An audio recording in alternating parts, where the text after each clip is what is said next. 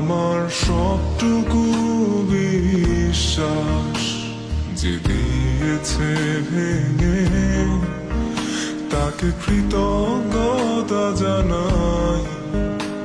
সে দিয়েছে আমার অন্ধ চোখে আলো, যার বিশালতার মাঝে আমি একটুকু পাইনি ঠাই।